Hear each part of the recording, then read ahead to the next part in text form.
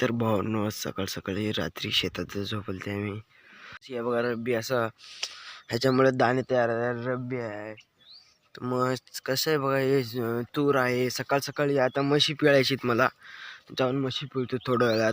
बघा हे तूर आहे, आता मोडाय आलेली आहे तूर.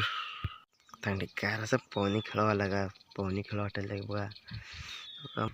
चार म्हशी आहेत बघा आमच्या मामाकडं. मामा गेलेला आहे तंदुरी खाय तिकडे माहेरला.